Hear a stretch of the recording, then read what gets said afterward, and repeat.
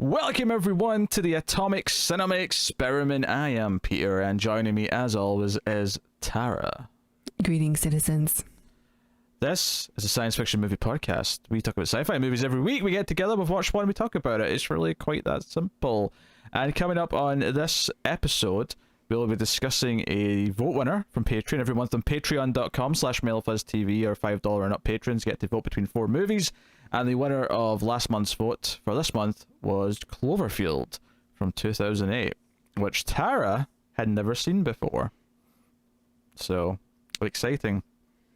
I did see it in theaters, and I actually have a perspective that I think goes along with that, because the build-up to the release was actually kind of notable, and I'll get into that in a bit, why. But,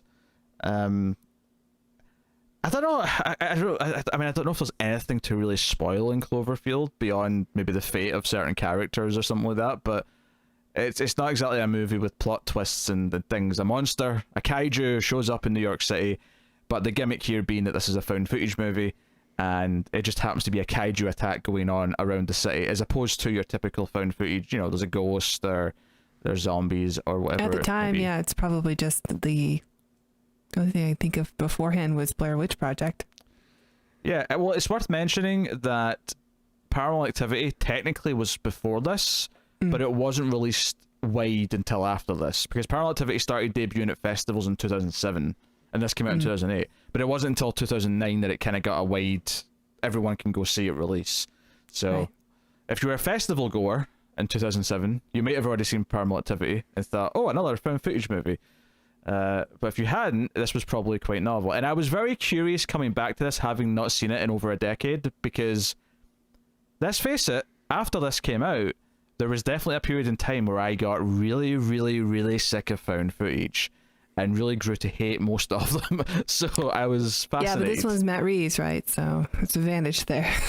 It's direct. Well, it's got a couple of big advantages potentially. Matt Reeves is directing, who went on to do Dawn of the Planet of the Apes and War for the Planet of the Apes, and is doing the new Batman movie, for you know, all things considered. And then the writer of the movie is Drew Goddard, who wrote and directed, or co-wrote and directed Cabin in the Woods, and went on to write and direct The Bad Times at the El Royale, which was a really fun pulpy B movie, I thought. So I like the creative forces behind this. Like, in hindsight, I look at these names and go, oh man, these two guys like went on to be really big deals to me. So it's kind of fascinating to go back to their not their break per se. I mean, it was the first thing Matt Reeves done as far as I know, well, at least major movie wise.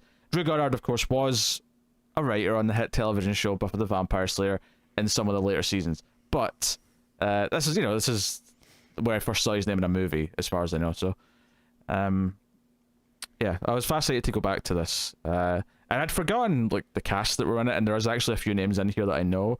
We'll talk about them in a minute. But yeah, I was very curious to see how I'd feel about this going back, and I'll go into what I felt at the time and maybe how it's changed and whatever. But I think the more important thing to kick this off is the first time viewer and the first time experience of Tara. Yeah, you might think it's odd that I didn't see it in theaters, but the reason was because I was in another country. It was like there's about a 3-year period where I really didn't see a lot of movies. I wasn't demanding an explanation. No one. I just want to put that out there. I don't think anyone's like accusing you of being a bad moviegoer because there's a couple of movies you didn't see at the time. Well, this definitely would have been something that I would have gone to see. I mean, it's a giant monster movie. With a, at the time, a cool gimmick, and the poster's really cool. Yeah, first time watch for me. Although I have seen 10 Cloverfield Lane, which is fine because even though there's kind of a tangential like anthology style link, they are separate entities. They're not, you don't have to see one to get the other in any order. So, right. So, I have seen clips of this film before, but I like it. Like it's very good. I thought it's I don't watch as many terrible horror movies as you, so I'm not that burnt out on like found footage. It tends to just be like a part of a movie and not the whole film that I've seen, with notable exceptions like, well, actually I've never seen Blair Witch Project. I always thought it was probably too scary, so I didn't go see it. and never caught up with it. But I did see Paranormal Activity and the other films. To be fair, when Blair Witch came out, you were 13, so it probably did feel quite intimidating at the time. Yeah. Well, thanks for putting that out there. But... What? I'm sorry, you're worried that people do a bit of math and figure out where you are now? It's fine. Because I guess the point I really want to make is that I was like just coming up for 10 and I saw Blair Witch because I'm a man and I was a man then. I went to the theater with my like cool friend and she was like, hey, let's sneak into Blair Witch. And I said no, like mostly not because it was too scary, but because there's no guarantee we're going to catch it at the beginning, and I'm not going to watch a movie like that started 20 minutes ago. And I agree with that. Yeah. That's why. So I went and saw whatever it was I was there to see, and like maybe half an hour later, she ended up coming back into the theater where I was, and she said, I just watched the ending. So she only watched the end anyway. She's dumb. But super edgy. Super edgy, yes. Yeah, she was the cool one. Big horror movie fan. But you like Cloverfield, though, as you said. Yes, I do like it. I thought it was really, really, really good. Yeah, I liked it at the time, for sure. I don't think I loved it at the time. I think what made it special at the time is, and you have to kind of keep some perspective in mind here, because J.J. Abrams produced this. He didn't write or direct it, but he did produce this. Yeah, I remember his name being all over the promotional stuff. And that was notable at the time because this was right in the middle of Lost. And that was part of the anticipation of the movie, because the way they marketed this was very unique. It was like full of AR games. They kind of didn't even reveal a title. Like, we knew the code name was Cloverfield, so because when we actually watched the movie, there's not really any reason why it's called Cloverfield. I mean, really.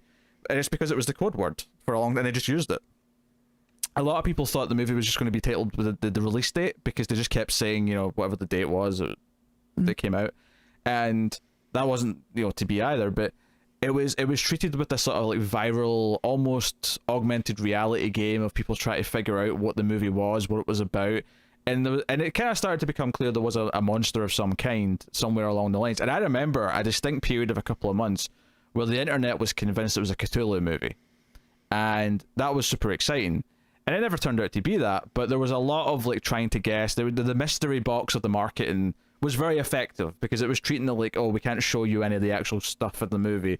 And even the trailer was, you know, mostly just the people at the start or reacting to the first noises or whatever. And I think the experience building up to it definitely added a lot to going to see it.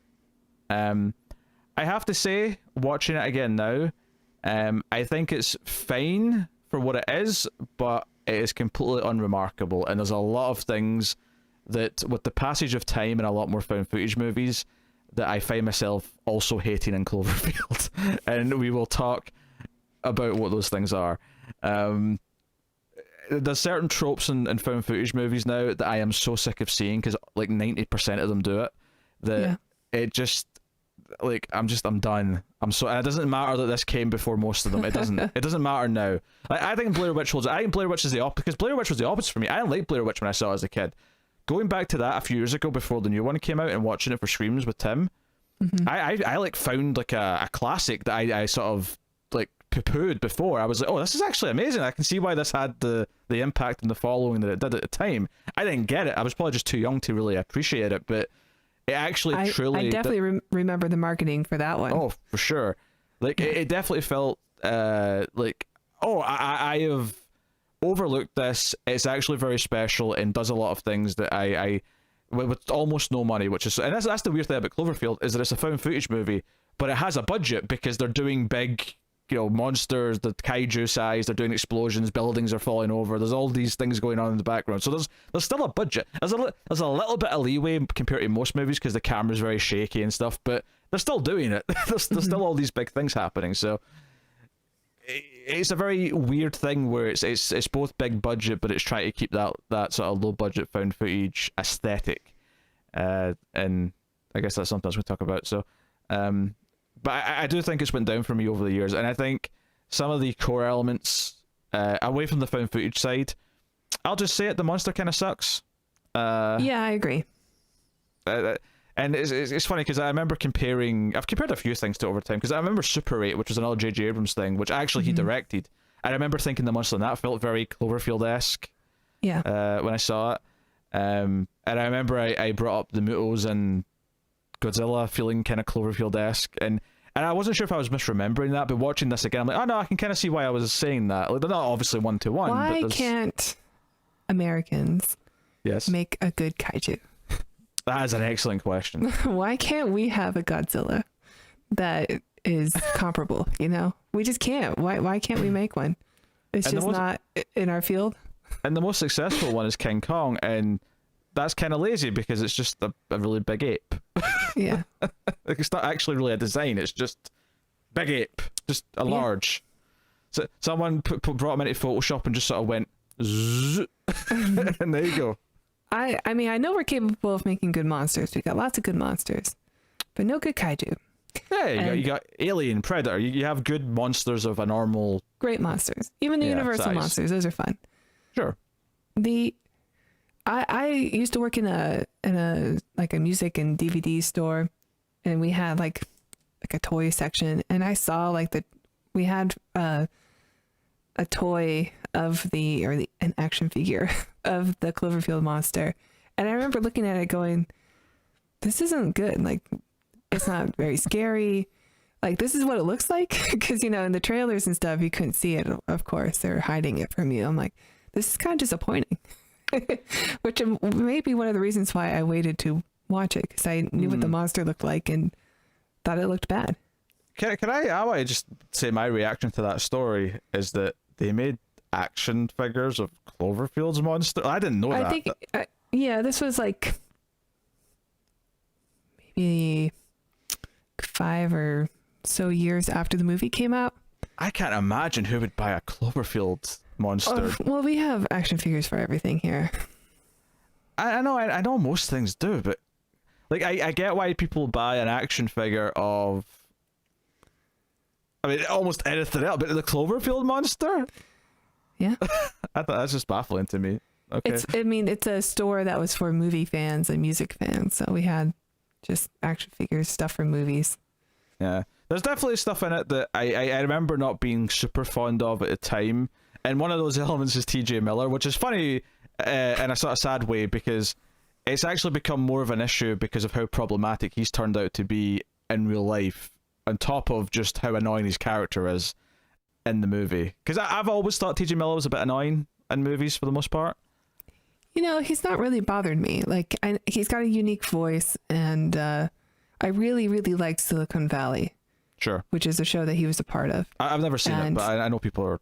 And he was really funny in that. So it's difficult for me to separate his character in that show from other characters in movies, because he sounds exactly the same.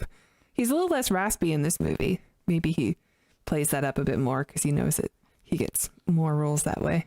Yeah, maybe. But he's fine in Ready Player One and stuff. Or he was doing commercials here, so you'd hear his voice on TV a lot. I even remember him being in Ready Player One. But here's a little story I want to tell you, because before I brought this up, because I knew I was going to bring up TJ Miller's real life stuff, and how that adds to kind of... he's a weirdo. And how that adds to kind of especially since the first 20 minutes of this movie I would describe as him spying on women at a party with the camera like a pervert, right? But so I wanted to make sure I knew what I was referring, because I remembered it, but it was kind of vague. I was like, I remember the story from a couple of years ago. When I went to his Wikipedia page just to sort of refresh my memory on what he'd been accused of exactly, there is a 5-part category called legal disputes that all have their own headings. Here are the 5 headings of this. The first one is Uber assault incident. I didn't even know about this, but that's a thing. Second one is sexual assault allegations, obviously even more serious. Third one is transphobic email allegations. The fourth one is the Amtrak bomb threat incident. I vaguely remember hearing about this. And then that one, yeah, I very much remember. Right. That was the one where I went, well, okay. He's getting dropped from everything. And then the fifth one, which sounds almost dull but compared to the rest of these, but it says work misconduct accusations. I couldn't believe, I was expecting a section about the sexual assault stuff. I did not expect a 5-chapter with subheadings over all the various things that he has either done or been accused of, And I don't want to get into any one of these. Like, this is not the place to talk about any of this in serious depth. But knowing these elements and having a vague understanding of them when you're watching the movie, and then because I had forgotten he was in this, so it was that moment where I heard his voice where I went, "Wait, is that T.J. Miller? Is he the camera guy in this?" And yep.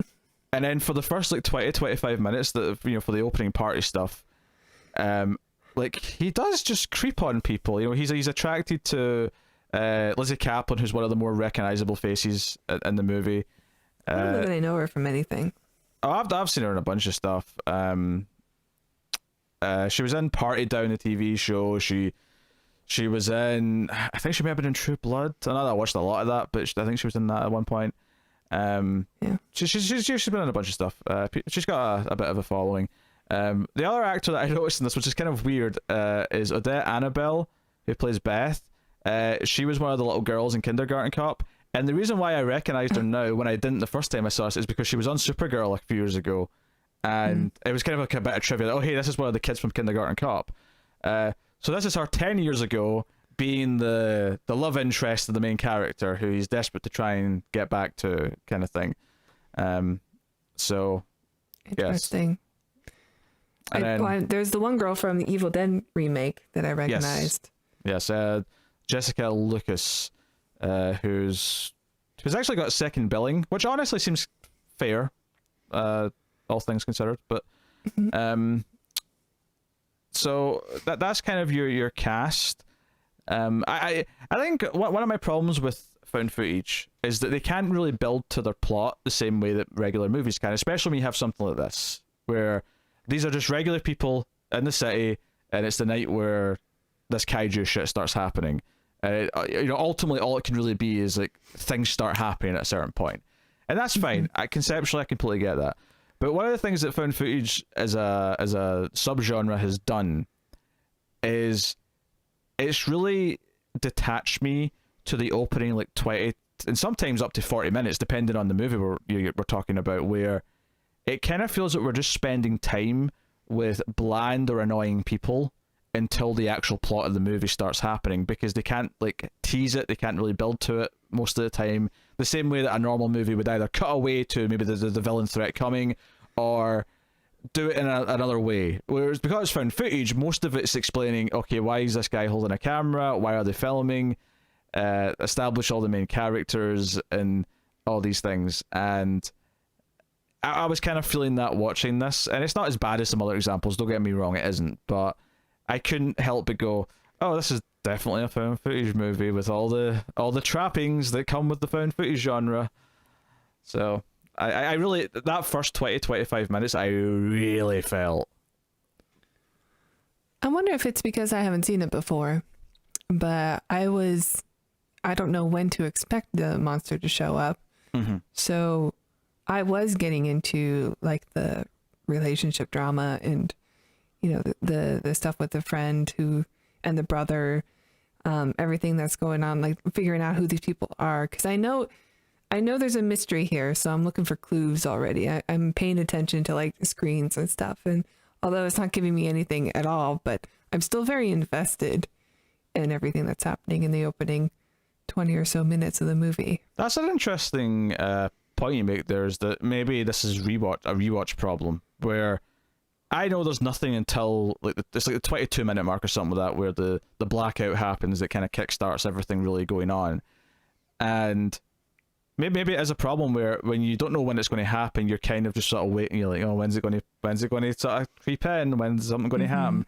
Maybe that adds to that opening section. On a rewatch, because these characters are fairly plain and they're not super in depth. I mean, they're all very much the same. Yeah, the setup of the movie. Well, this falls into the problem that I've had with a lot of horror movies over the last couple of decades, is that they're so determined to not have archetypes for characters that they go too far in the other direction, and they want to have realistic characters. So what they end up doing is creating a bunch of people who are just kind of normal, and they don't stick out, and they're kind of boring, because these are just they're just people at a party who are vaguely mildly drunk, and they're just, that's it. That's who they are.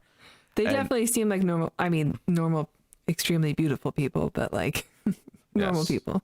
Yeah, the basic setup at the start of the movie, and the basic setup for the tape, is because it tells you at the start that It was found on what was once known as Central Park. But I do like that statement. It's found in the location once known as Central Park. It's a really intriguing bit of information. Right, because then you don't know exactly how far in the future it is too. That's true. Yeah, it's very vague. This could be like 40 years later they discovered this tape. They kept saying tape. When it's safe for re-entry. I'm not sure. Like, would it still be tape in 2000? I noticed the phones looking old. Like when they're on their mobile phones, it look like old Nokias. Oh, it's and definitely stuff. like a recorder with a tape in it, like, right? I wasn't sure because Lizzy Caplan, Marlena, I should use the character names. Marlena, she says, "Is there a card in that?" And I thought she meant an SD card, but I don't know. It's right at that point where it could be either because it's sort of transitioning. It's probably not though, right? Because he records over something else, which you can do on an SD, but like it cuts in and out from there. So it's got to be something underneath it. You're right. It's probably mini DV tape. It's probably a digital tape. That makes sense. Yeah, because you're right. Because part of the conceit of the movie is that we start off like a month before the actual events of the night. There's like a tape of our main character Jason. No, not Jason. Rob. Why is Jason first on this list? That's weird. Rob is with Lily, who's the Odette Annabelle character. Not Lily. Sorry. Beth. What? They're in such a weird order. Right. So yeah, Rob and Beth. Rob and Beth had a romantic night, and this is them waking up the morning after, and they're flirting, they're eating fruit, and they're talking about going to Coney Island and having a nice day. And the idea is that Rob's brother Jason, because Rob's leaving for Japan, and I thought the fact that he was going to Japan was a callback to kaiju classics. I thought that was like a nod to Godzilla and other things like cute. that. But he's got a job in Japan, so he's leaving. So they're throwing him a going away party, and they want the friend Lily, who's Jason's girlfriend, wants to have like a wedding style thing where someone goes around with a camera and everyone like says goodbye so he can watch it later, and it's like a sweet idea. But they're taping over this romantic day that he spent with Beth, which they then complicate matters as we learn that they weren't a couple. They've been friends for a long time, and this was kind of something that happened sort of on the eve of him, because they already know, like it's very apparent later on that he already knew he was leaving for Japan. He's already got the job at this point, and they've had this romantic night, and he's not called her back since. They've been very standoffish, and she shows up to the party with this other guy, and it's all very awkward. And that's kind of the plot, like through line of this first 20 minutes, is we're all kind of revolving around that. And T.G. Miller won't shut up, is the other part of it. Which, to be fair, the other characters also accuse him of never shutting up. So I get that I'm feeling the same thing as the other characters, which normally I would compliment, but there's a point where it doesn't matter because it's still annoying. Oh, he didn't annoy me too much in this. I don't know.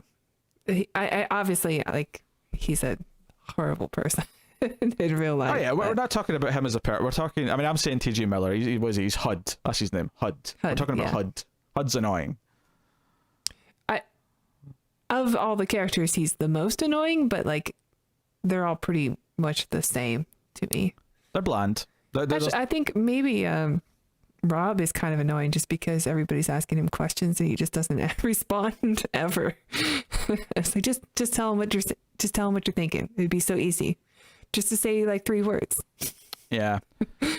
That was frustrating. Honestly, even Marlena is kind of weirdly quiet a lot of the time, and I get why she's quiet when HUD's trying to like flirt or whatever that is he's doing. Yeah, he's trying to put some like moves on her and stuff, and you can tell she's just not interested, but for the rest of the tolerating movie, him nicely. Yeah, but for the rest of the movie, when shit actually goes down, she's like kind of annoyingly just not really responding to anything either.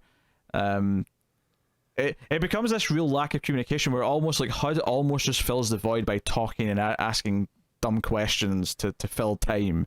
Yeah. And it becomes a bit of a pattern to the point where I end up being kind of annoyed at all the characters for not interacting and communicating what they're doing. And because ultimately the premise of the film, once things get going, apart from the fact there's a kaiju, is that Rob, they're almost going to evacuate. Now, admittedly, the bridge gets taken out. So I guess spoilers from this point on. Yeah, are we doing spoilers? Okay. Yeah, we're doing spoilers now. But from this point on, like, the bridge gets taken out, and that's how Jason dies. Jason's up further ahead. And and he gets swished by a leg or whatever it is that comes out the water. Again, it's kind of hard to tell because it's very shaky and everything's happening in swift motion. But it becomes about how they should just leave the city right now. Everyone's evacuating for obvious reasons.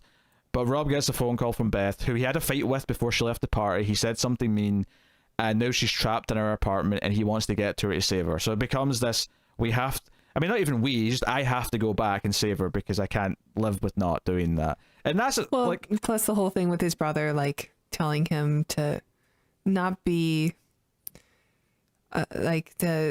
all these little problems aren't really that as big of a deal as you think they are, because you're thinking like too big of a picture, where in reality you should just hold on to the people that you love.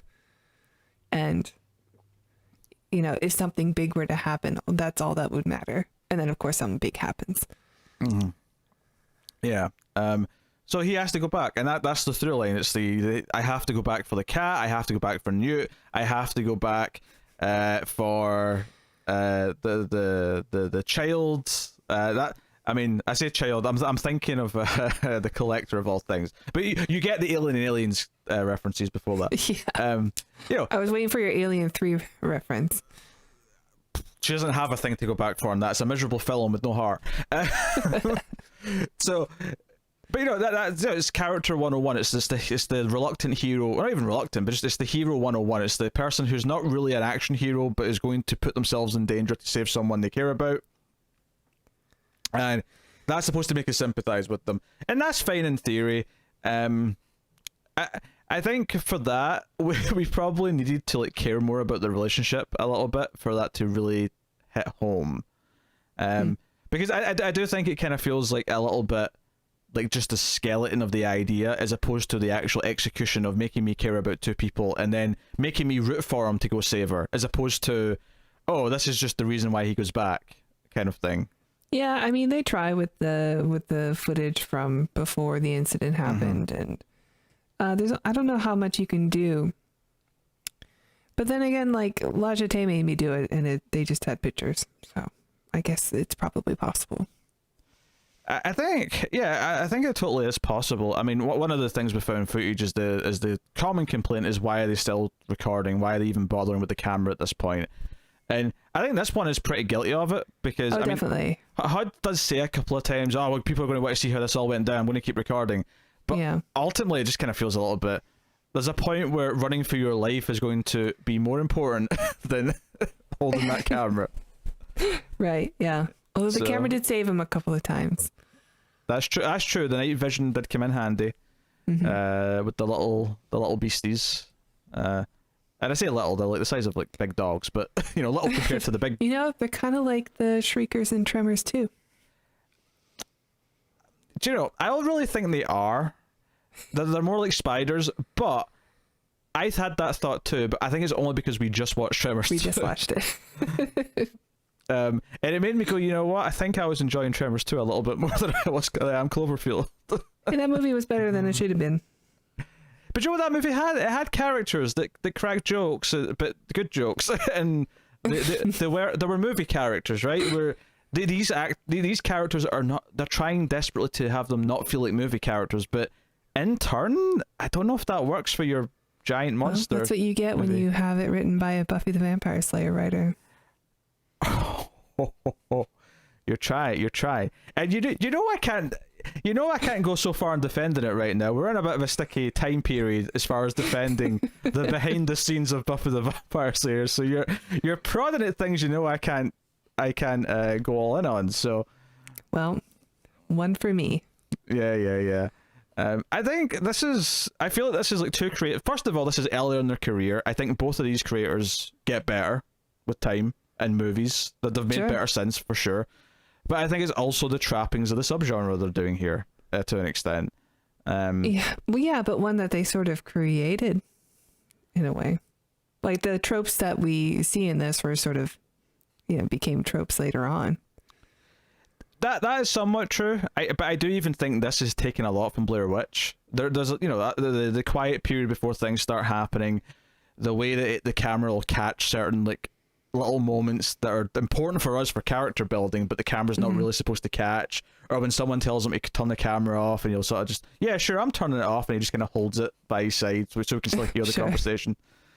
Stuff like that, where I guess what I'm saying is that there's a lot of found footage movies, and I really feel like in Cloverfield, where I'm constantly feeling the contrivance of like all the moments, because there's so many things that are supposed to be private. Like, you know, like for example, when Rob and Beth like go out to have a conversation, and he wants to like basically confront her about bringing a date to his going away party because that's weird.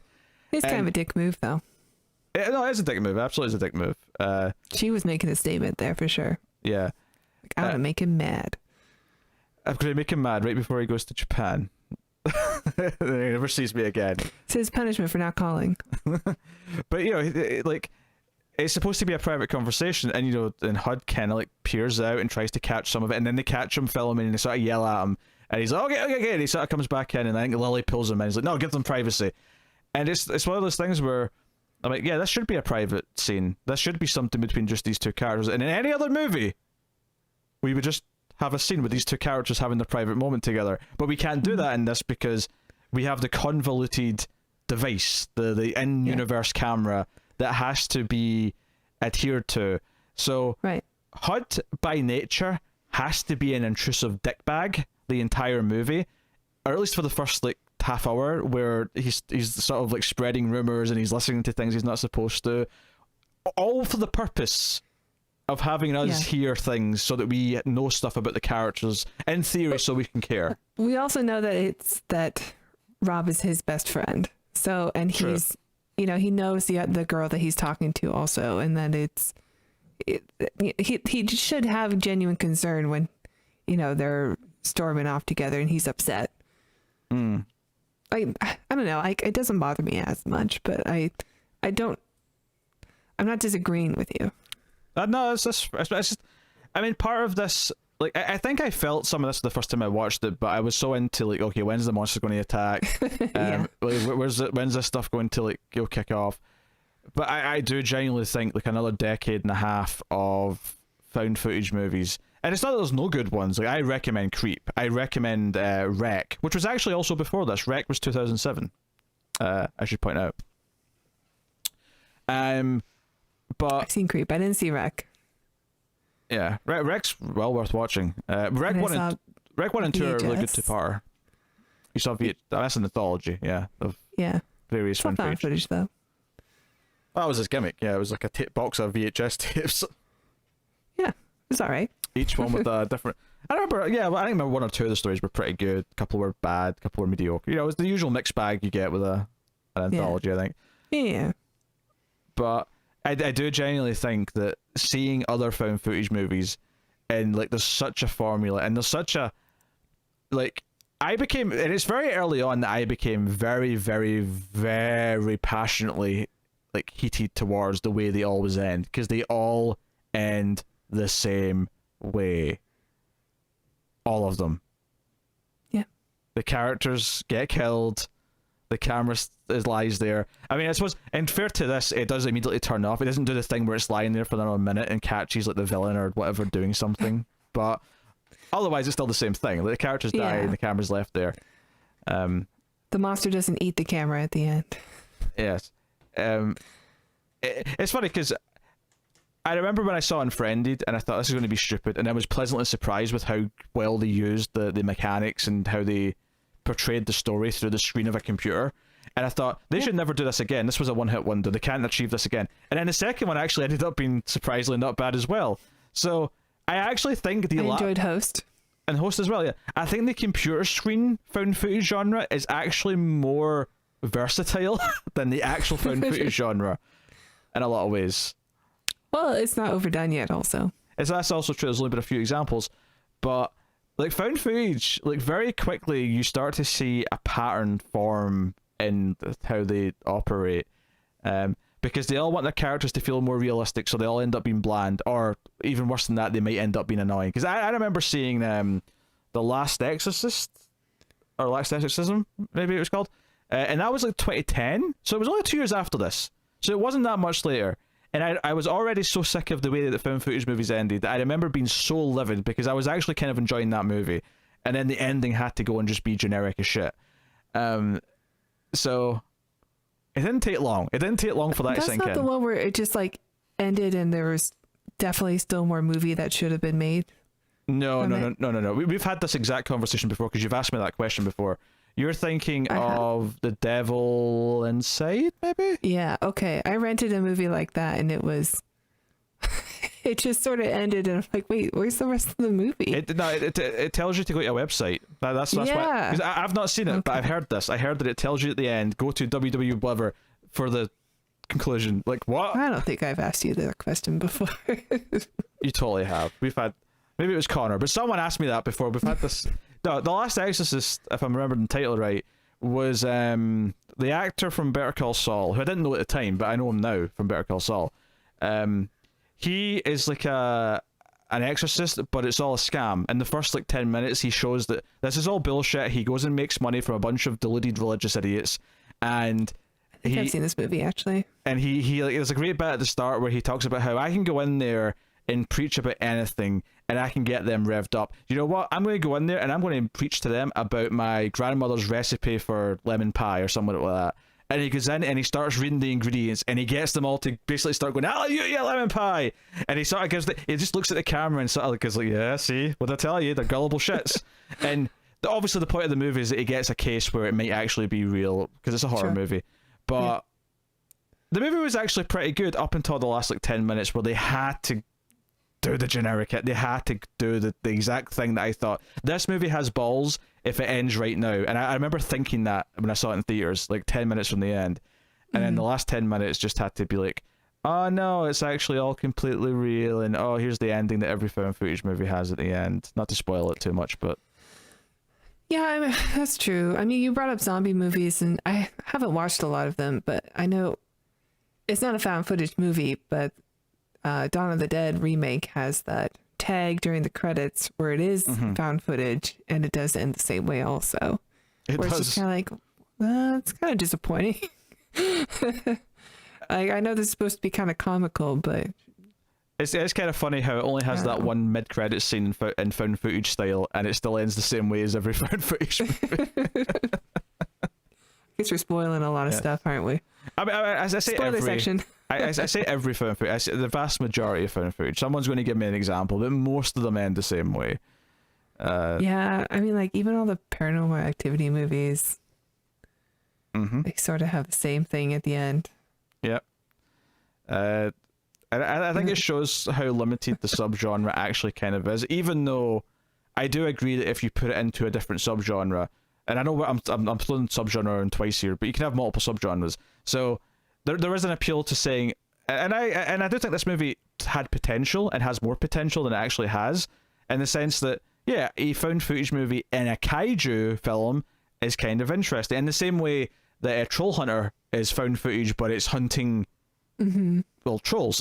It's following a guy who's hunting trolls. Yeah, it's like, oh, this is really different. What how are they going to pull this off? I do like the glimpses of the kaiju that you get, because you're constantly hungry for more. You just saw a leg or something, and yeah, a little bit or a here foot, there. And I love that stuff. Much like the 2014 Godzilla, I love that stuff.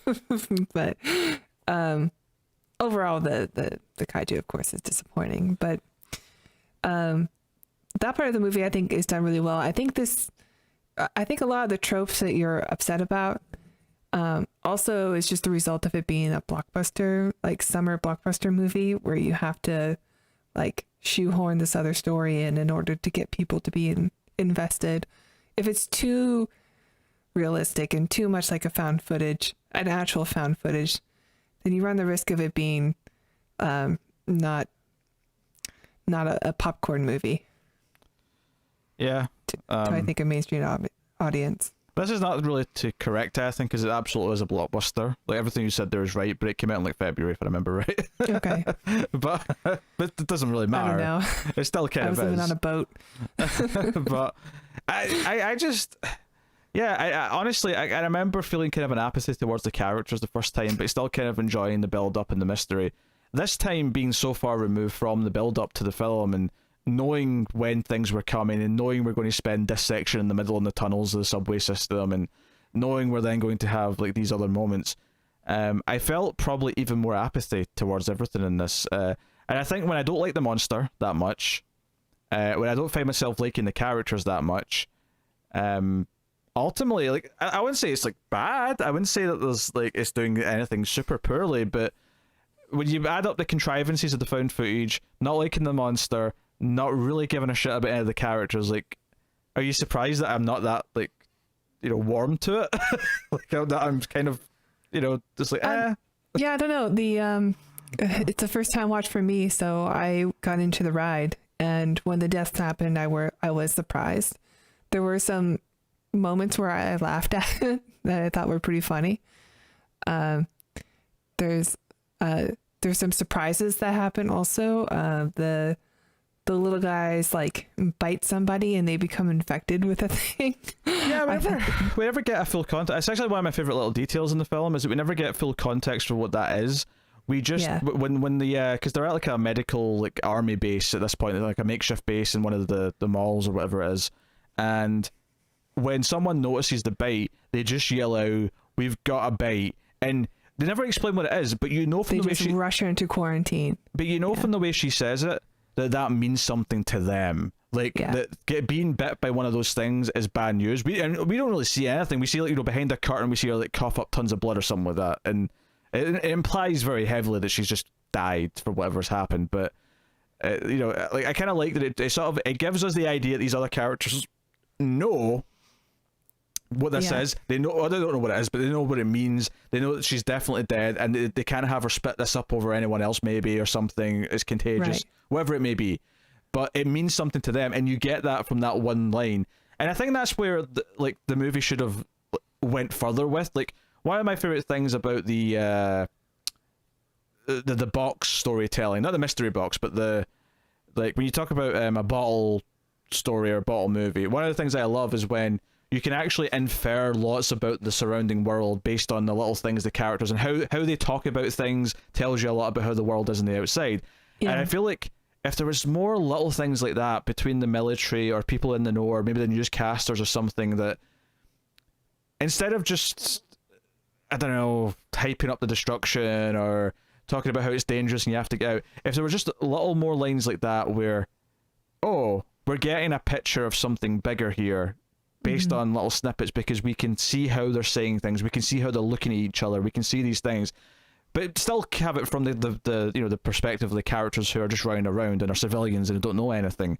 Like I think there's more to do with that, and I feel bad kind of like tearing it apart a little bit, and it's not even tearing it apart, it's just it's just I don't think it goes far enough in anything, and then all the things that I don't like about it just kind of compound, and then I'm like, it's okay.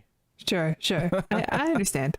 The what I do really love about that scene is when they first go into it and somebody says, "We got another bite," and then they put the guys on the stretcher that they're rolling over, like his whole torso is torn open, like, and that's where I realized, okay, the bite means something, because why would they put a guy like that on a stretcher since he's obviously dead? Oh, he's very dead. Yeah, which made me laugh, but then made me go, oh, okay, there's something going on with the bites. And then, you know, immediately follows up with Marlena. That's Melina, yeah. Yeah, like Marlena Dietrich, I think. Diamond. Yeah. Marlena Diamond. Right, Marlena Dietrich is like a famous actress from like the 30s and 40s, I think. What a wild ride that was. I was just trying to get this character's name right. So that's how I remembered it. Like, okay, like Marlena Dietrich. Yeah, I think one of the other problems with the characters as well is that, so Beth is the beautiful, like, must-have wife of the main character, right? And he's in love with her so much, and he regrets what he said to her, that he has to get back to her at all costs. And that's like them traveling to the city when it's dangerous. And but we spend like most of the movie trying to get to her, and they have a fairly impressive set piece, which is like one building's kind of like her building in particular, her apartment building is like toppled over and it's leaning against the next building, and they they have to like cross from one onto the roof of the one that's tipped over, and then they have to get into her, and she's got like a piece of metal stuck through her shoulder, and they have to like pull that out and whatever. I think the weird thing to me, especially when you look at the structure of the movie, is that right after they get out of that building is when they almost immediately run into the helicopters that are going to take them away, but then the monster attacks and they crash in Central Park. And then we have this dramatic ending of them saying they love each other under the bridge right before the bomb, or the bomb actually just goes off first, and then they say that just before presumably like the rubble's going to like suffocate them and they're going to die or whatever. And I'm like, you spent all this movie to get to her. She was this sort of, I feel it's cruel to call her a MacGuffin, but she was this plot device for the whole movie to drive everything in the character motivations going forward. And we finally get to her, and I feel like we barely hear her say like maybe 3 words of dialogue before the dramatic ending where they die together. And it kind of almost like exposed just how much of a plot device ultimately this relationship and her character in particular is. It kind of like shone a light on it for me that kind of, I don't know, like, and I think this is one of these things where I think it was worse for me in a rewatch because I knew that this was coming. I knew how little there was once they got to her and how quickly they were just going to die right after. I wonder why they can't have a happy ending. I don't know. Well, Lily's the only one who does, because I think we don't see her helicopter get knocked down because she gets taken down a separate one. I think we did see the helicopter get knocked. Oh, did we? Well, we see a helicopter crash into a building. Okay, so maybe that was hers. Because I was like, because she actually is maybe the most likable character out of the entire bunch. She cares about that dumb boyfriend of hers, Thingy's brother, Jason? Rob's brother, Jason, yeah. She cares about him. She cares about Rob. She cares about Marlena. Like she's the most level-headed and likable one of the whole bunch. She's the only one that doesn't feel like she's constantly withholding information. Once chaos starts happening, so yeah, I was willing to be like, oh, at least she got out. At least the one person got to survive and have a happy ending. I don't think she did. Well, that's upsetting because this movie's just miserable then, and no one survives. Maybe she did. Maybe it wasn't a helicopter that crashed. Maybe. There's so much chaos. And it's just the thing, I love horror movies, I love slasher movies, I love all sorts of horror movies, and a lot of the ones I love don't have great characters and they don't have big character arcs, but they survive on the fun element that's there. And I do think there's good scenes in this, like when the blackout first happens and then they go down into the street and the Empire, the Statue of Liberty head comes down the street. And like the moment where they run into the store, the convenience store, and they're in the back and it's like completely dark and we can just see the silhouettes of like what's coming through the window based on the light from the outside. That's a really good little tense moment. And then sort of the chaotic feeling afterwards. I also think the other moment I really like is when they're walking down a street and then all of a sudden there's just like a rocket goes over their head and the monster's there and the military's just around them firing. They're just caught in the crossfire of like the tanks, and we get it's sort of building the big picture of what's going on, like what the outside world is doing to take care of this problem. Yeah, and they can't hear each other because I think Rob's because Hud gets separated from the other three and he's like across the road, and they're trying to yell, and we can see them saying subway, but we can't hear it. Like no one can. It's just too much gunfire and explosions and shit. There's, you can't hear a damn thing. And I think that scene.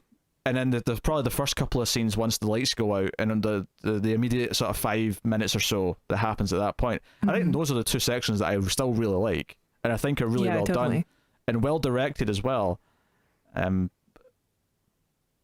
damn, I find myself not giving a shit about the characters of the movie. I mean, I'm thankful that it's 85 minutes. I can't imagine this being stretched out further, unless it was to actually add better character stuff and like, I don't know. Make me actually care about the core relationship, make me care a little bit at the end, give them more time, try to survive, or a hope that they might survive, or something. I would have liked to have had them survive at the end after all that. But it is sort of a trope of the time also.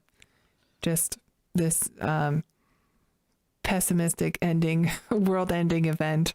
I mean, I don't mind them necessarily dying at the end, but like, give me. Like, they hinged it entirely on them saying they love each other before they die, as if I'm going to care about that, right? Based on what they showed me. But, you know, he picks up the camera to sort of leave this, like, last statement, because he realizes they're probably about to die. He's like, if someone finds this, you know, the Central Park, you probably know more than I do at this point, blah, blah, blah. And all I could kind of feel is, like, I don't really buy that you're at this point. And I think it's because if the character... I felt that too. Yeah, if the character... Let's say the character throughout the film kept being, I don't know, not delusional, but he refused to accept defeat, and he kept refusing to accept defeat the whole movie. And then this was a big moment for him as a character, because this is the moment where because if we see him sort of essentially give up and say, okay, we're just screwed, and I'm going to sort of leave a final statement for my mother or whoever. If we had that turn, if it felt like a turning point for him where he finally accepted that he was doomed, it might have some weight behind it, and it might actually feel like a really impactful little moment where he starts making this speech. But it just kind of feels like, you know, you've been through so much shit tonight that honestly I don't see why you feel any more like in danger now than you did an hour ago. So I mean, yeah, I mean, maybe he knows it's hopeless because he knows the bombs are coming if they couldn't get out of the island through the helicopter. I think it's just it's a bummer because, you know, he lost his brother, he lost his friend, and they were all it was all to get to Beth, to rescue Beth, and he gets to her even though she's injured. He saves her.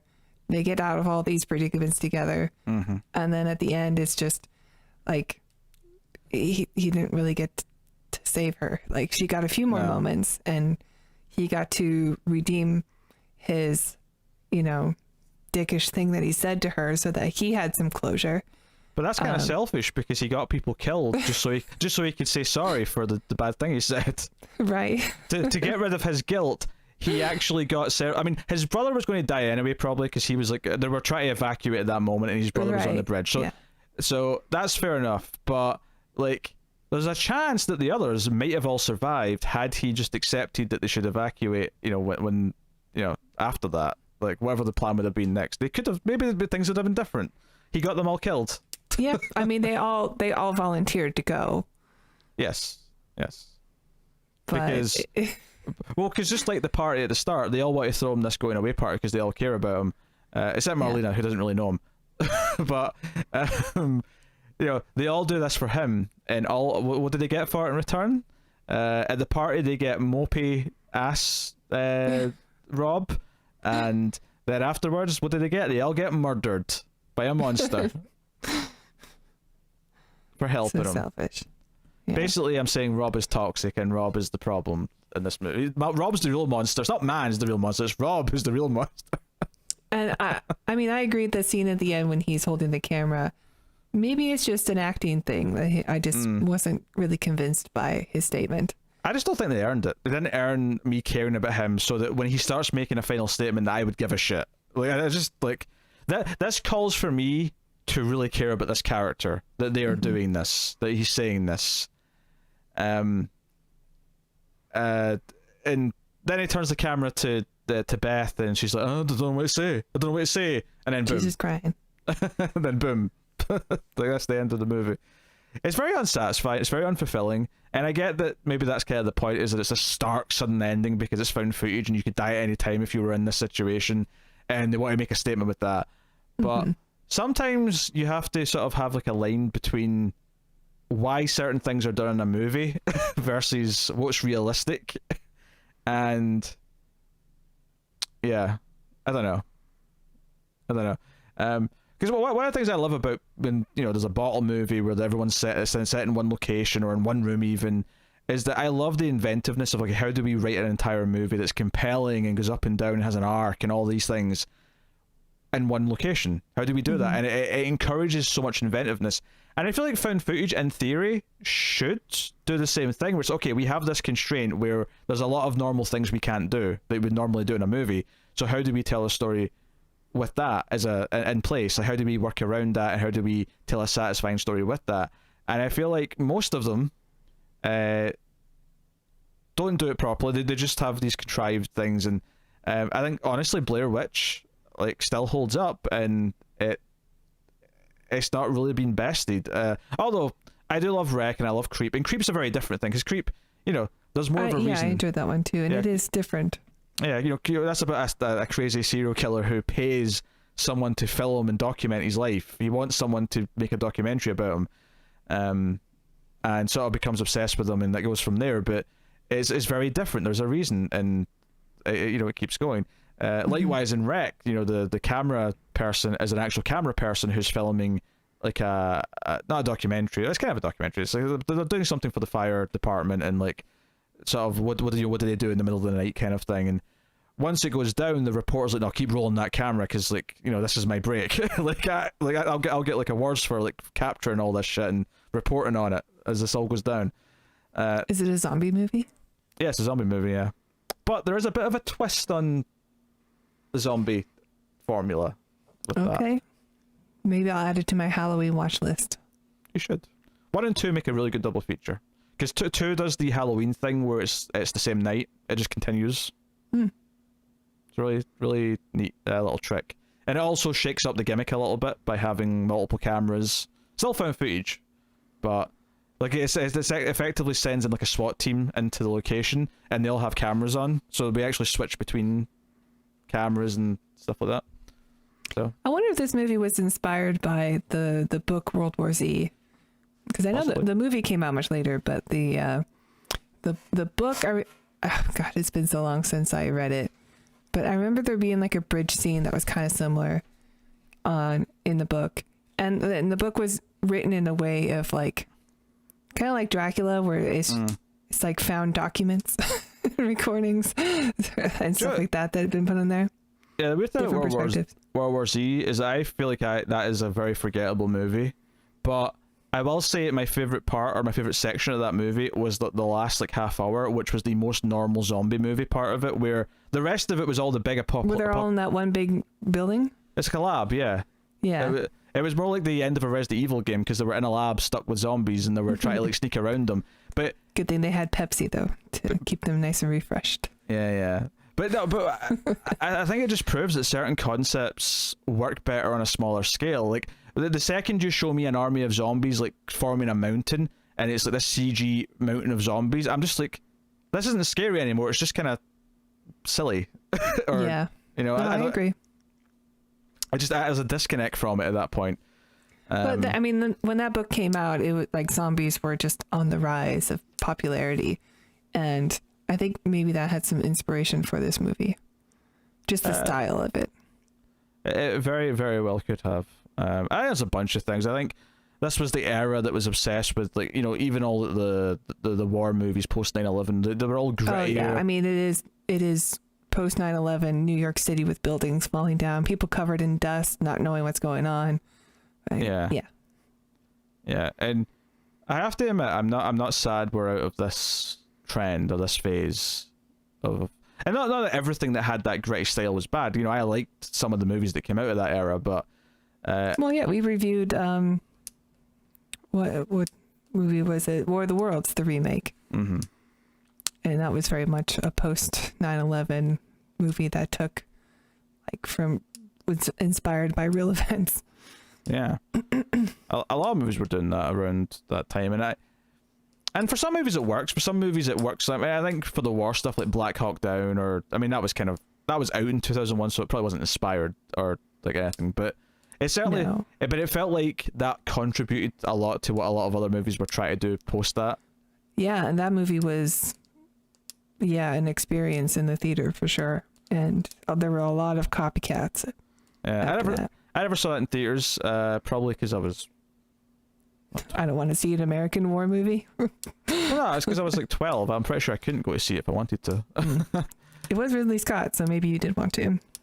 Yeah, it's a weird thing. It's a weird thing that there's a lot of things from the 2000s, and some of it's in this that I am very glad we've kind of moved on from as far as trends in cinema go. And don't get me wrong, I think some trends you look back on, you have some nostalgia for, and you're like, oh, it's a shame we don't get this occasionally still. But I think you add up everything I've already said, which is the found footage tropes, right? Even if they weren't completely all tropes at the time, it doesn't change the fact that they are still the same things that happen later. Sure. You have the bland, fairly... They're not I don't hate the characters, they're just unlikable. Like, they're very apathetic, right?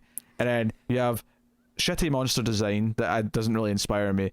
And then you add in, on top of that, the gritty, real kind of feeling they want you to have of people running around in New York. Like, I mean, I think that's probably the best part of the movie, actually, is some of the action scenes. I was going to say that. It definitely is. But I'm just sort of, I don't know. I don't know what I'm trying to say here, to be honest. Now that I've gotten to the end of this little list. Just more that it's like another pillar of what the movie is. And I'm glad it exists, because I'm glad that these creators, I'm glad that Matt Reeves and Drew Goddard went on to make much better movies. Which... Very much looking forward to reviewing the next Planet of the Apes movies. Yes. Oh, we have to do the Tim Burton one first, though, so don't get your hopes up too much yet. Well, it's nice to set the bar real low. But, I love Cabin in the Woods. I really enjoyed Bad Times at El Royale, from the Drew Goddard side, and then obviously from Matt Reeves, the Apes movies. I'm looking forward to Batman. Let Me In was a solid remake, but it's kind of like this weird, like, I still rather watch the original, so I don't necessarily want to watch it again, but it was well done. Like, it wasn't like he did a bad job. It's just, there are more interesting things for him in the pipeline. And so, yeah. I have to say, I'm kind of saddened that... I mean, I didn't remember this that fondly in the way that I felt like... I never really had much of a desire to watch it again, and maybe it's because I knew that some of the effect of it was a first-time watch thing. But I will say this. Any great movie can be watched any number of times. It doesn't matter if you've seen it before. It doesn't matter if you know the twist. It doesn't matter if you know where it's going. The story is still going to be satisfying because things have weight and because the story's set up properly, that the moments at the end, no matter how sad or tragic or whatever they may be, will still work. And I think the ending of this feeling so deflating as it is because it didn't earn enough to make me care about the characters, so it just kind of feels, oh, that's it, it's over, okay. I'll move on with my life then. So I think it is a very big indictment to say it only works on a first-time viewing, because I don't think there's such a thing as a great movie that only works on a first-time viewing. Great movies will work the second time, the third time, and the really great ones will get better the more times you see them. So, yeah. I wasn't even thinking I was going to be this harsh, but I've sounded quite harsh talking about this, I think. It's... The charm's Maybe gone. Think about some of the things you liked in the movie. I told you, those two scenes. Just two scenes. those two scenes are really good. I like the scene in the mall a lot. I think the scene that I don't... Yeah.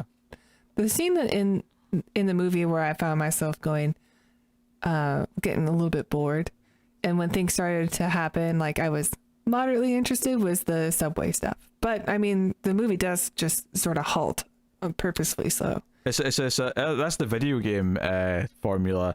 The middle section's always in the tunnels and the sewers, and everyone always hates the sewer section. Everyone always hates the sewer section. I know, you have to like compromise if you're going to use your gun or your flashlight. I mean, well, they kind of still. I mean, I'm sure it's not the first thing that did it, but it's kind of a 28 Days Later thing. The rats all running away from something, and then them being like, "Oh shit, something's coming, run." I don't think it helps that, much like the big creature, I don't really like the design of the spidery ones that much. Yeah, the Spidey shriekers. Yeah, because they're just kind of like alien spiders. That's just basically what they are. There's nothing super interesting about the design.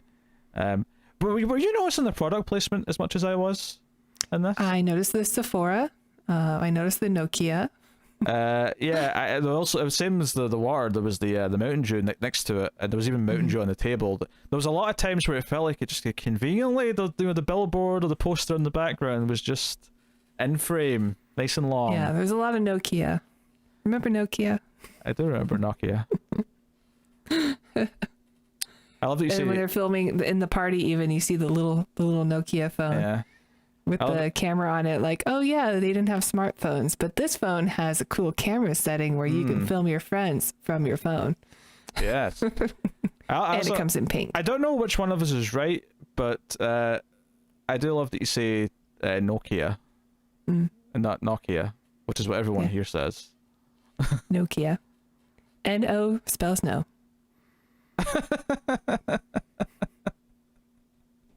Solid logic, I suppose. I can't really argue with that.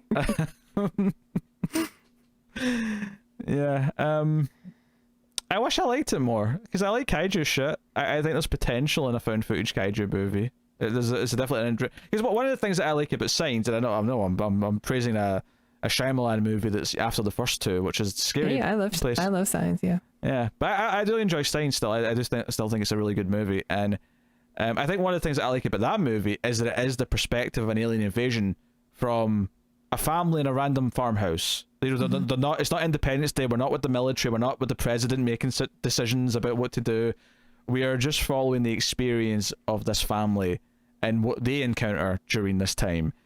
And I will never, ever, ever forget how high I jumped. That scene on the TV with the news when you first see the thing walk across. Joaquin Phoenix when he backs away. Man, that thing got me good. Yeah. Even on a rewatch, it still gets me.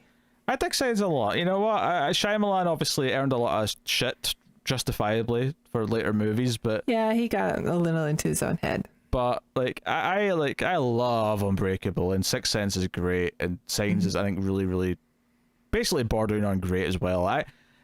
Signs is a movie where, like, even as an atheist, I kind of love the what it does with the religious plot. I don't want to spoil anything, so I won't say anything. But because it's more about someone finding themselves again. It doesn't really matter that just happens to be religion in this case. So it's and hey, it is a little odd that he has such big cornfields and he doesn't seem to ever work on his corn.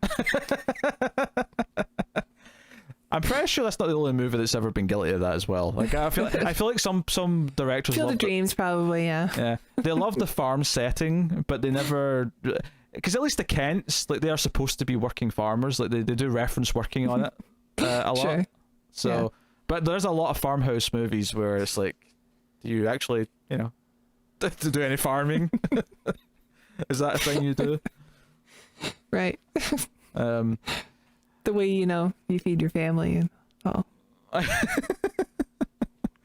To be fair though, I mean that's just like a specific example of the larger like movie TV complaint, where there's tons of movies and TV shows where characters shouldn't realistically be able to afford to pay rent, given how much time we see them not doing work or earning money some other way, or without a reason. Or how certain characters have apartments that clearly cost 10 times more than they can afford, right, and things like that. It's a common thing we just accept. But you're right. Farmhouses are a specific part of that trope. But yeah, okay. I guess we're talking about Cloverfield. We're talking about farmhouse characters. I think we're done. Yeah. And this is a movie set entirely in Manhattan. Like, I mean, okay, I suppose we have to acknowledge at the end of the tape, when it goes back to the original footage and it's them on Coney Island, there's a small glimpse of something falling out the sky into the water, just so that we know it's an alien. Oh, I didn't know that. Oh, did you not notice that? No, I didn't see it. So because they're on the wheel, right? And the camera's looking out. If you pay attention, there's you can just see like something coming down and splashing in the water. It's a great distance, because obviously, given the size of this thing, either it crashes as a baby and grows over the month, or it's just really far away. Oh, I thought it was just like we had a great day or whatever. No, there's a tease in the Coney Island part right at the very end. Oh, that's funny. I like that. I'll look back. I'll go back and watch it. To explain. But just that one part. Just that one part.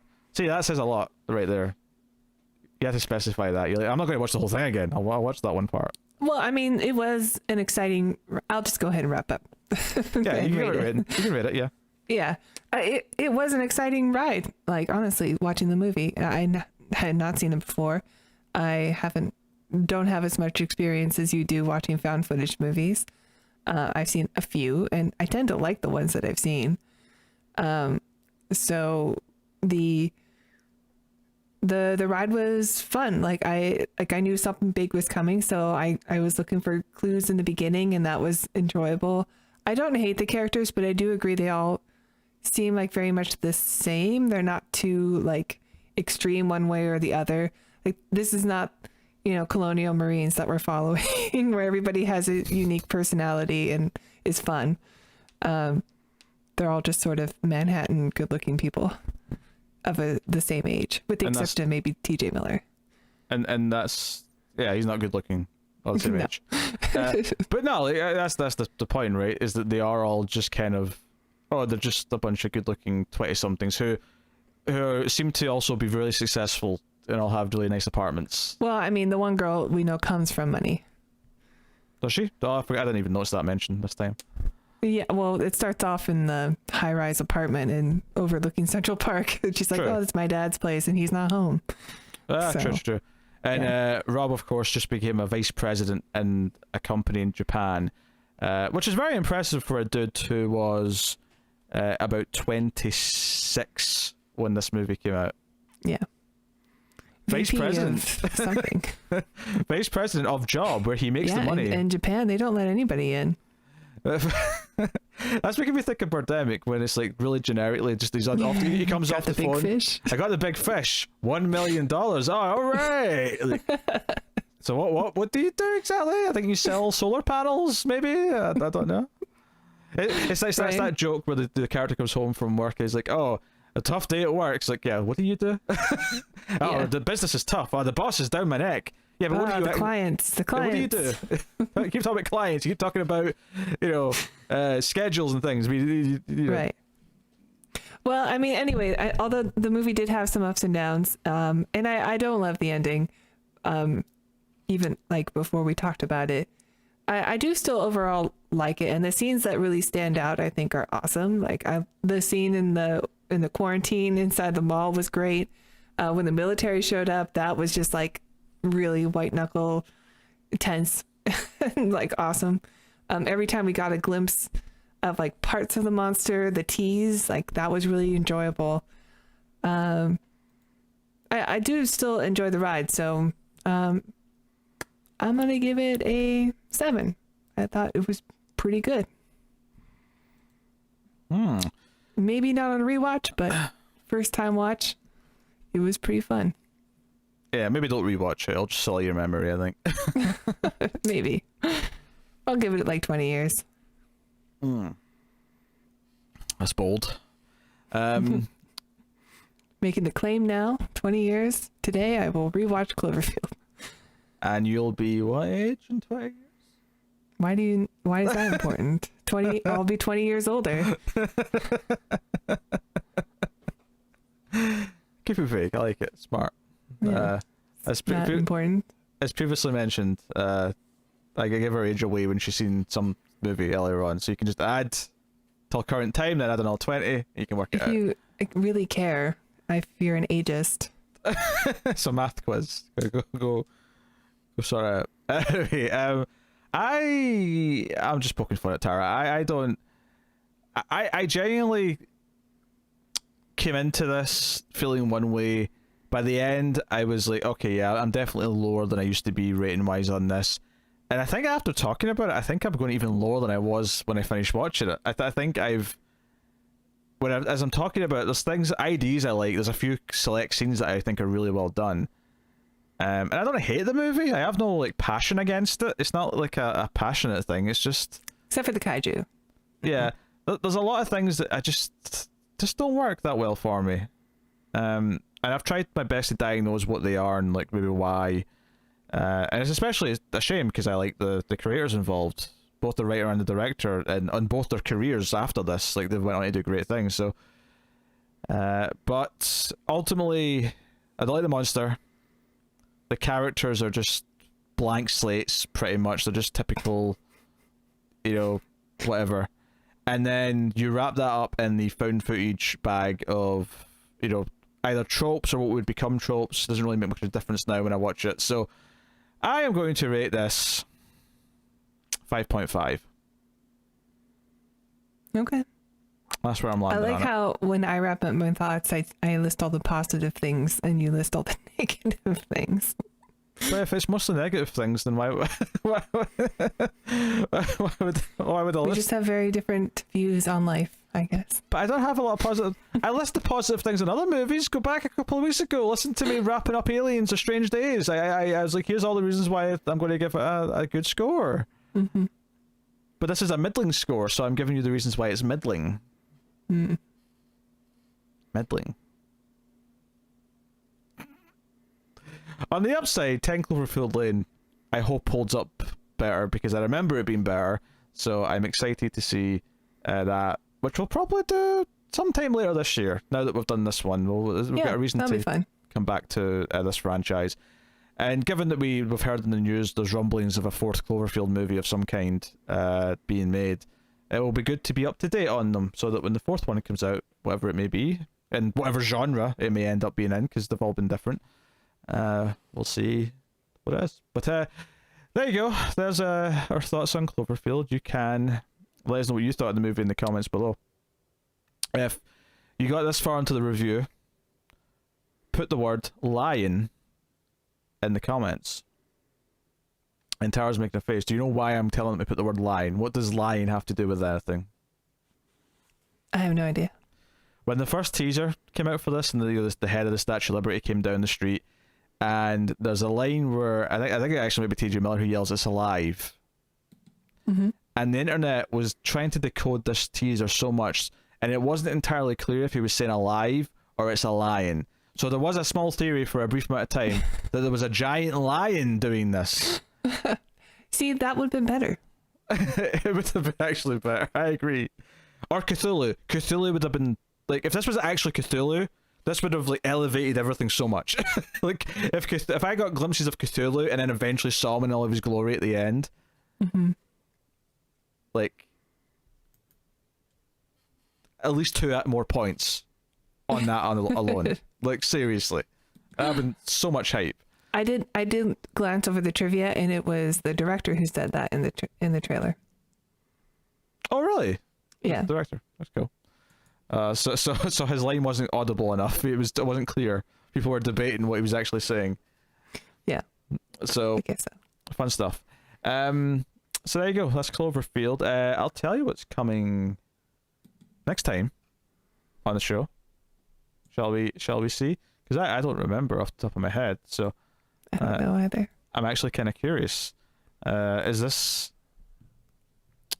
Oh, we're actually doing a new movie next week. Is it the French one? We're doing the foreign film, yeah, from Netflix, Oxygen, which is the woman who wakes up in her fancy space pod and has to figure out why she's there and what's going on. So we're actually going to do a Netflix movie next week. We are. And this isn't going to... Because last time we tried to do a Netflix movie, Space Sweepers, I watched half the film, and halfway through the movie, Tara messaged me saying, hey, can we push things, blah, blah, blah, whatever. I don't know what the reason was at the time, but we have to push things. And I basically was so disinterested in the movie that I said, well, we're changing the movie because I'm not watching this again. So there was no review of Space Sweepers. But we'll review this one. It's a good trailer. One day we'll go back to Space Sweepers once I've forgotten everything and I can go at it with fresh eyes. Yeah. But no time soon, dare I say. But the trailer for this was actually kind of interesting. I'm curious to see how they pull it. Think Buried, but like with like a sci-fi pod instead of a coffin, mm-hmm. basically. So that's what's coming next week. Tara's going to pose for the thumbnail. I am. So, okay, move the makeup, sure. 3, 2, 1, pose. Nothing? I don't know what to do for these. Not going to look up as if it's a monster or... Okay, I'll do it. Okay, alright. 3, 2, 1, pause. There you go. What a performance. Yep, it's old Hollywood Tara, all that middle school drama class. Oh dear. There you go. I remember my teacher once told me to pick an emotion, and I picked apathetic, and he said, you can't do that, Tara, you're always apathetic. I shouldn't be here. literally anything else you could do.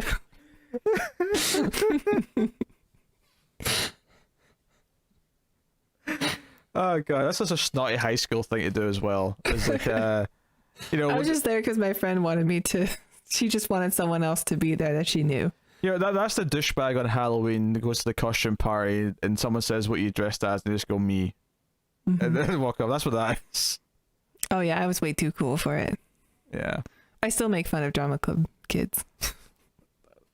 Hey, I'm not here to defend drama club. I didn't say I actually nothing. did have a good time.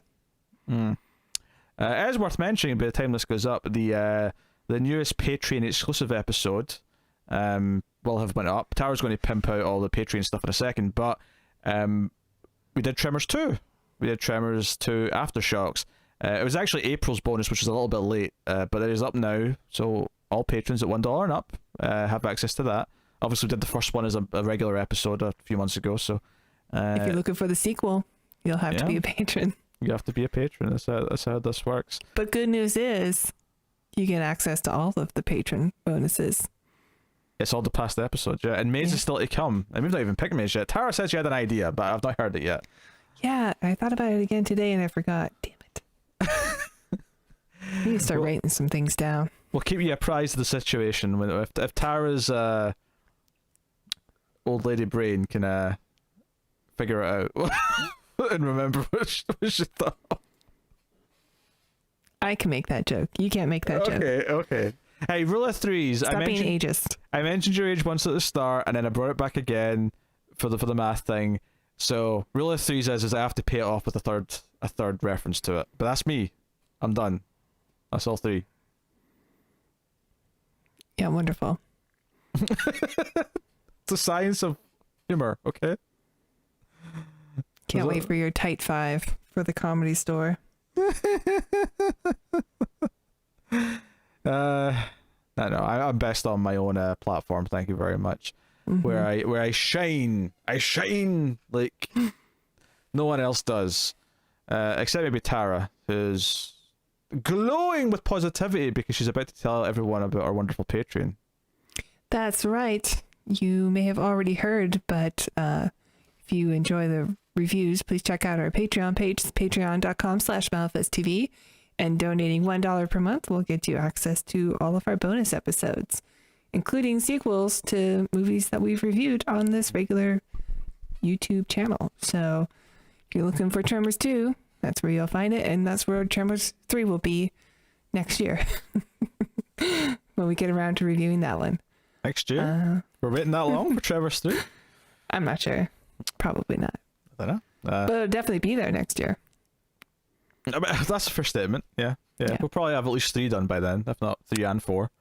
You'll also, if you donate $5 per month, you'll get access to these reviews 1 day early, and other shows we do, you get a whole week early, and you get voting rights. So you can vote on what we review. This movie was a vote. This was a vote winner. Yeah. They chose poorly.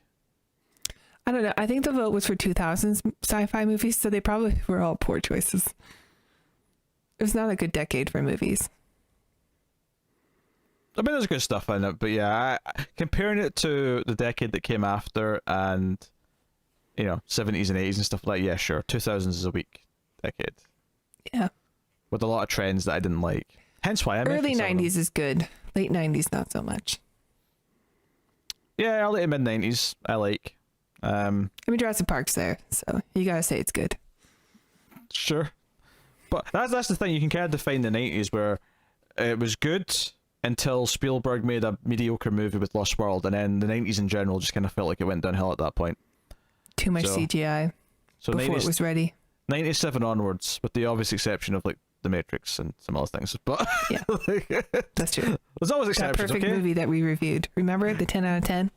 There's always exceptions. There's a 9.5 out of 10, or a 9.75 average between us. 9.75 is a great average. Come on. What an insult. 9.75 is a great score. Just give it the 10. You're so close. I don't hand out 10s all willy-nilly, okay? I'm not going like this with the 10s. I'm not, splashing the 10s. Only if they've freaking earned it, and the Wachowskis freaking earned it. they earned that 10. They earned a very, very amazing score. I'm never going to let this go. It's ridiculous.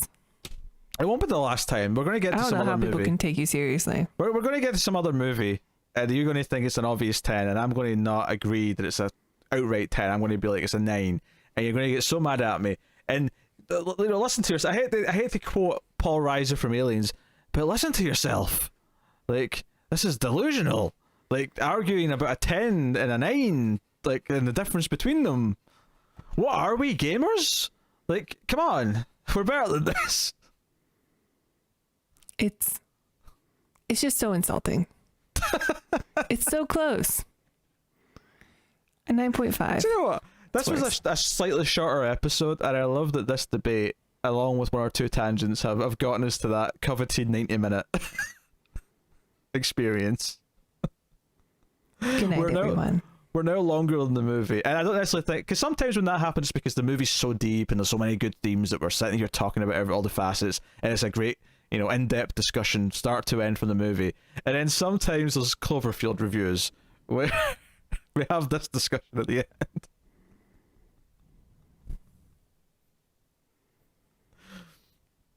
Yeah.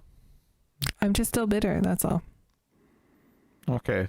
Everyone note it down. Note it down in the ledger. Tara's bitter. It's been like, what, a month? About me giving The Matrix 9.5 out of 10. Note that down. It's controversial. Draft your tweet. Okay. That has been the Atomic Cinema Experiment. Thank you once again for joining us. We always appreciate it. You can also support us, of course, we mentioned Patreon, but you can like and subscribe, ding the bell for notifications.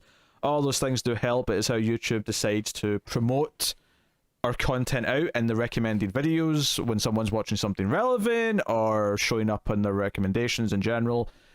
So please do hit the like button and all that stuff. Of course, you can catch us on the Twitters at mailed_fuzz for channel updates. And I think that's about it for stuff that I have to tell you. So yeah, I think we've wrapped up Cloverfield, and we'll see you next time for Oxygen, the new Netflix film, because we actually have to tackle some new films from time to time. I think I've let Tara away with murder with just this doing classic movies and franchises and stuff. Like, she has to experience some of that new shit streaming service movie quality that me and Tim put up with a lot. So, well, you and Tim have to do the new Zack Snyder movie, which is getting pretty poor reviews. He's not back from paternity leave yet, so... Well, then it'll be just you.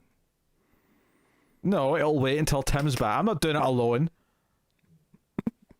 You guys still have to do it. So I suspect Oxygen will be better. I suspect so. Oxygen, I need to live. Zack Snyder. Enjoy Army of the Dead. Thank you once again for joining us. We always appreciate it. Keep watching science fiction. And computer, add 9.5 grams of salsa. I hate you.